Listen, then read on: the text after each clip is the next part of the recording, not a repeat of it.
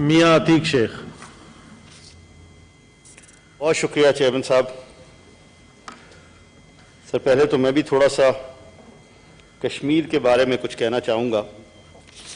آج کے دن کے حوالے سے ویسے تو ساتھیوں نے بہت کچھ کہا، لیکن پھر بھی جب ہم بات کرتے ہیں کشمیر کی تو سامنے ایک چیز ضرور آتی ہے کہ ہم نے ایز پاکستانی کشمیریوں کے لیے کیا کیا، اور دوسری طرف کشمیریوں نے اپنی آزادی کے لیے اور یہ کہتے ہوئے کہ کشمیر پاکستان کا حصہ ہے جتنی قربانیاں دیں، وہ بھی دنیا میں اپنی مثال آپ ہیں۔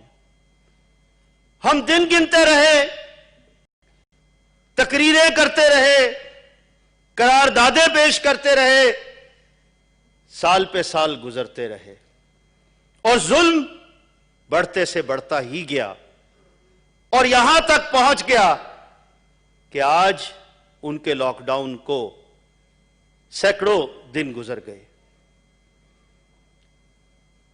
کیا آگے بھی ایسا ہی ہوگا؟ کیا ہم صرف اور صرف قراردادوں کی ہی بات کرتے رہیں گے؟ ابھی منسٹر صاحب میرے بہت محترم ہیں، بھائی ہیں، علی محمد صاحب نے کہا کہ دونوں طرف ایٹامک پاور ہے، کوئی شک کی بات نہیں سر، لیکن کیا دونوں طرف وہ جذبہ بھی ہے جو کشمیریوں کو چاہیے؟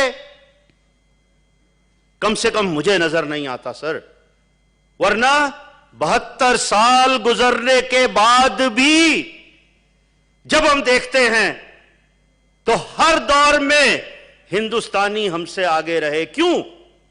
کچھ سمجھ نہیں آتی۔ آج ہم بات کرتے کہ ایٹامک پاور کی ہے، دنیا میں یہ ثابت ہو چکا ہے کہ جنگوں سے مسئلے حل نہیں ہوئے، بات چیت کے ذریعے مسئلے حل ہوں گے، ٹیبل پر بیٹھنا ہے، لیکن ساتھ ہی ساتھ اپنے موقف کو پوری دنیا کے سامنے بھی رکھنا ہے۔ ابھی فورن منسٹر صاحب نے بات کی کشمیری ڈائسپورا کی، کوئی شک کی بات نہیں سر، جس طرح سے اس سال میں 2020 میں لاک ڈاؤن کے باوجود، کرونا کے باوجود، انہوں نے جگہ جگہ پر کھڑے ہو کر پورے یورپ میں یورپین کمیونٹی کو یہ بتایا کہ کشمیریوں پر کیا ظلم ہو رہا ہے، اور یہ ثابت کیا کہ اگر یورپ میں کسی کا پیٹ مر جائے تو ہیومن رائٹس پہنچ جاتی ہے، اور کشمیر میں ہر روز بچے، بوڑھے، جوان سب کو شہید کیا جاتا ہے اور ان کی آواز اٹھانے والا کوئی نہیں۔ دوسری طرف یورپین یونین نے اس بات کو تسلیم کیا اور یہ کہا کہ قرارداد منظور کی جاتی ہے، کشمیر میں ظلم کو بند کیا جائے، ختم کیا جائے، اور انڈیا کا جو چہرہ، سر میں واضح کرتا چلوں کہ میں حکومت کی طرفداری نہیں کر رہا، لیکن کیونکہ میں خود اس میٹنگ میں گیا جو برطانیہ کی پارلیمنٹ میں ہوئی، جہاں پر ہماری پوری سینٹ کی فورن کمیٹی گئی تھی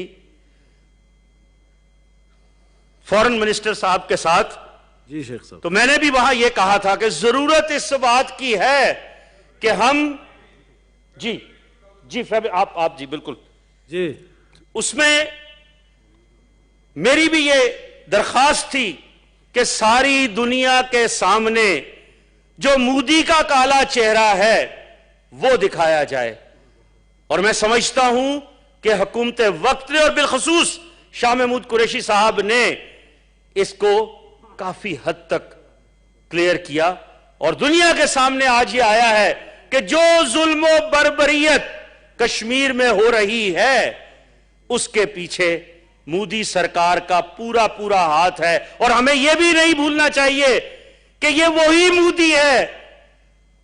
آج ہم جو بات کر رہے تھے، جو ظلم مچھ میں ہوا، جس طرح سے ان کے اوپر ظلم کیا گیا، میں وہاں لے کر جاؤں گا کہ جہاں مودی نے خود یہ کہا تھا کہ ہاں ہم پاکستان کے اندر پہلے بھی پاکستان کو دو لخت کیا ہے اور آئندہ بھی ہر طرح کی ظلم و بربریت کریں گے. دیکھنا یہ ہے کہ ہم نے اس کو کس طرح سے سنبھالا. مجھے فخر ہے اپنی افواج پاکستان پر کہ جب ہم بات کرتے ہیں کہ دنیا ہی نہیں اندرون ملک بھی ملک دشمن عناصر تھے، تو افواج پاکستان نے جس طرح سے ملک کو بچایا اور وہ ظلم ختم کیا، وہ بھی قابل ستائش ہے. سر آخر میں یہ جو ابھی ڈائسپورا کی بات ہوئی، ایک آرگنائزیشن ہے پاکستان اوورسیز کمیونٹی، اس میں جتنے پاکستان اوورسیز کے لوگ ہیں انہوں نے آگے سے آگے بڑھ کر کشمیر کے ظلم کو پورے یورپ میں عیاں کیا، نہ صرف حکومتوں پر کہ ان کی جو عوام ہے اس پر بھی. تو سر آخر میں جو ضرورت ہے، یہاں پر کہا گیا کہ جناب مل کر کام کیا جائے.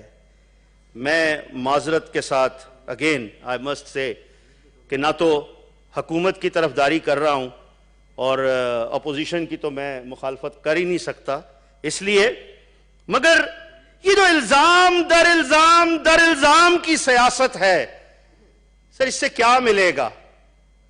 ابھی یہاں وہ میرے بھائی چلے گئے مصدق ملک صاحب، انہوں نے غریبوں کی بات کی، مجھے بڑا اچھا لگا سر، ماشاءاللہ بڑے اچھے الفاظ میں.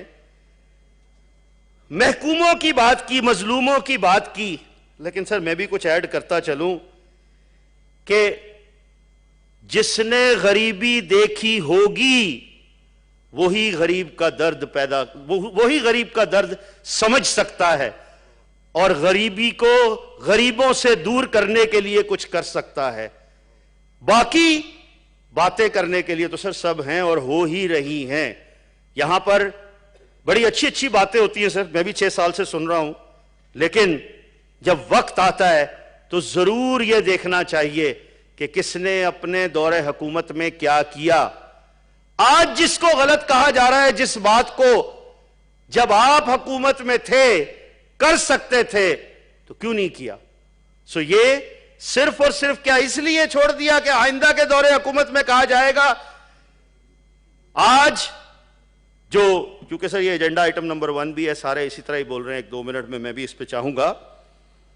بالکل سر جو یہ آج کا ہمارا ایجنڈا پوائنٹ ہے اس کے مطابق کہ اپوزیشن کے کارکنوں کے خلاف کریک ڈاؤن کی بات، سر بالکل ٹھیک ہے. یہ اسی طرح ہے جیسے 2 غلط مل کر ایک صحیح نہیں ہو سکتے سر. اسی طرح اگر ہم کہیں کہ یہ تو پہلے سے ہو رہا ہے، کس نے کیا بیانات دیے، ہائے میں قربان جاؤں سر اس ٹیکنالوجی کے جو آج کے دور کی ٹیکنالوجی ہے کہ ہر ایک کے کیا ہوا عمل، ہر ایک کا کیا ہوا بات اسی کے سامنے رکھ دیا جاتا ہے.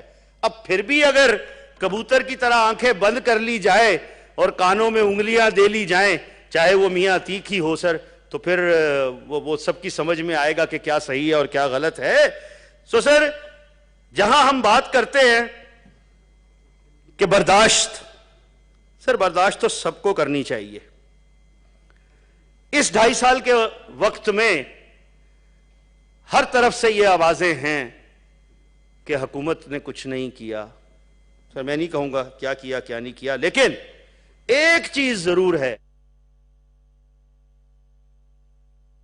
باتیں کر رہے ہیں ایک دوسرے کو، دونوں جانب جو ہیں وہ قصوروار ٹھہرانے کی کوشش کر رہی ہیں، لیکن حقیقت میں جو نقصان ہے وہ عام لوگوں کا ہے، وہ ان سفید پوش لوگوں کا ہے کہ جنہوں نے زندگی بھر کبھی حرام نہیں کمایا تھا. اب ان کا حلال اتنا کم ہو گیا کہ شاید وہ 2 وقت کی روٹی بھی عزت سے نہیں کھا سکتے.